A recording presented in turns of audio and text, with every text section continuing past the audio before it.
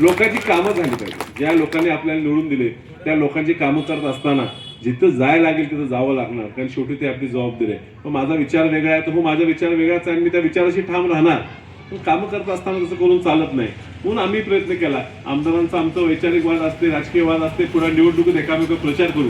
पण ज्या वेळेला कामाचा प्रश्न येतो तर माझाही प्रयत्न आहे की दोन्ही आमदारांना सोबत घेऊन. कुणी कोणी टीका करायचा प्रयत्न करते की तुम्ही रोज पालकमंत्र्यांच्या कार्यक्रमात दिसता. आता अर्थात पालकमंत्र्यांच्या हातातच जिल्ह्याच्या तिजोरीच्या किल्ले आहेत.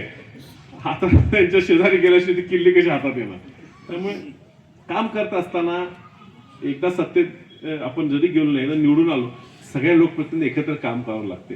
पण आपला विचार हा ठाम ठेवूनच काम करावं लागते आणि आम्ही आपल्या विचाराशी ठाम आहे, त्यात कुठेही तडजोड आपण करणार नाही. पण लोकांसाठी काम महत्वाचं असते. म्हणून तुमची काय कामं असतील तुम्ही काही काळजी करू नका. मी अपक्ष निवडून आलो असलो तरी सगळ्यात जास्त लोकसभेत बोलणारा खासदार असल्यामुळे थोडेफार अधिकारी लोक, मंत्री लोक मला घाबरतात. त्या निमित्तानं मला 4 पैसे मिळतात, ते आपण काढून घेऊया. हे सगळ्या तुमच्या प्रेमामुळे घडले. तुम्ही मला जी ताकद दिली तुमच्या मताची, त्या ताकदीवर माझी ताकद निर्माण झाली. ती ताकद तुमच्यासाठी उपयोग करायचा निर्णय घेतला. मला काय झाले, मला एक कार्यक्रम 2-3 आहेत आणि एक मंत्री महोदयांचे